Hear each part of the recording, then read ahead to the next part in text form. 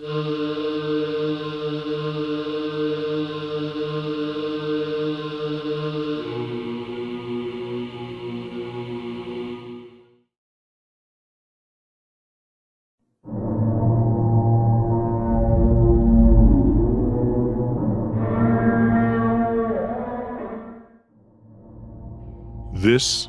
is a true story. You wouldn't think many supernatural things could happen during a war, would you? Well, think again. There are many notable examples of creepy happenings, but none are as interesting and as unsettling as the story of the German U-boat, UB-65. The story begins in early 1916, during World War I. At the time, German engineers proposed a new weapon that could help turn the tide of the war, as they were doing incredibly bad. The new plan was to create a boat that would submerge and be almost impossible to hit while underwater. This plan was put into action, and pretty soon, many submarines known as U-boats began to harass British ships and patrol the German seas. Improvement called, and soon another 24 U-boats were made. They were faster, more durable, and lasted longer than their predecessors. However, space and safety was limited. U-boats proved hazardous in battle because of the number of explosives, not necessarily weapons, on board, and small mishaps could lead to imminent disaster. During the construction of the 65th U-boat, UB-65, two workers were talking when a steel hull being lowered jerked away and fell on top of them. One man was killed immediately, while one, pinned by the legs, laid screaming in horrific agony while his peers tried desperately to get the hull off of him. He later died in the hospital.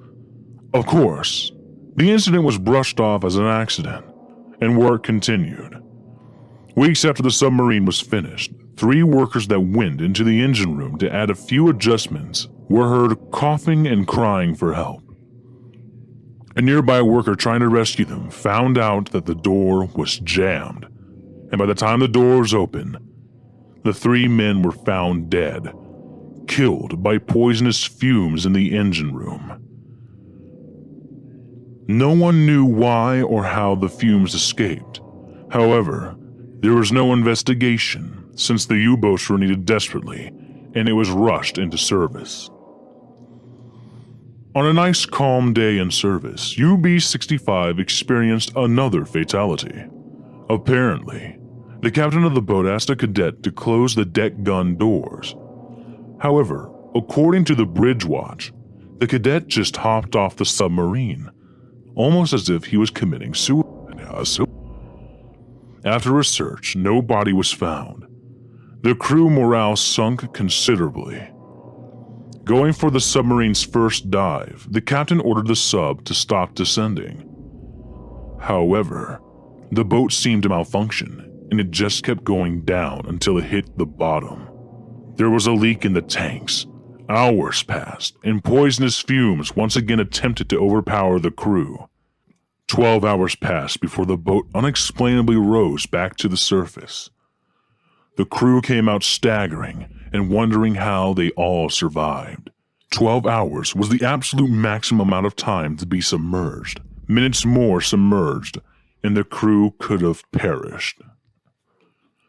But this was just the start. The submarine was given an overhaul and was repaired. It made it all the way to the Bruges. There, it restocked on supplies and ammo. However, right as the last loads were being loaded, the boat's torpedo exploded. After the confusion, 5 men were found dead.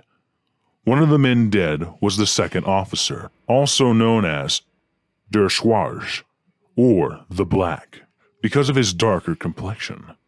No one knew what made the torpedo explode. By this time, the crew thought of a jinx or a curse that had caused all of this. A new crew was made due to short numbers, and during a roll call, an officer and a cadet claimed to have seen Der Schwarze standing menacingly in the back, almost like a shadow. For months, the submarine was doing pretty well in combat. However, an ever-present enemy remained in the decks of UB-65, fear. The amount of deaths caused by the boat crippled the crew's morale. More people began seeing the dead second officer on the ship.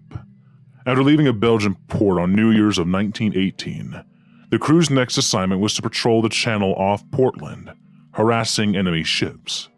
On January 21st, as the boat resurfaced to recharge batteries, the current second officer saw Der Schwarze on the deck. The captain also saw him, but he blinked and the apparition disappeared. He ordered the men to keep it a secret, as it may lower morale even more.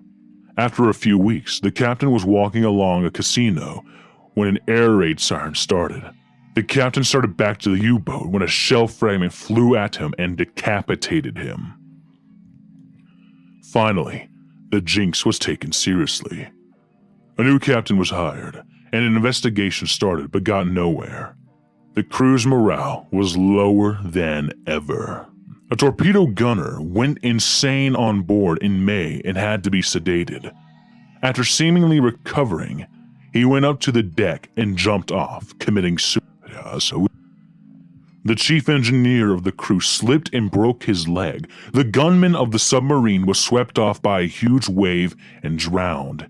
And at this point, everybody was, quote, depressed, according to the captain, who also started to believe in the jinx. While in the Straits of Dover, the submarine, even though it was shot at for over half an hour, came through unharmed. The coxswain, or steerman, Lohnmann, led lookouts onto the deck, only to be hit in the neck by a shell splinter that severed his jugular vein. After UB-65 made it to Zeebrugge, the steerman made it to the hospital with minor injuries, surprisingly. After 2 months, UB-65 met its final fate. On July 31st, 1918, German Naval HQ reported the submarine missing. Afterwards, an American captain of submarine L-2 reported that UB-65 had exploded right in front of his eyes.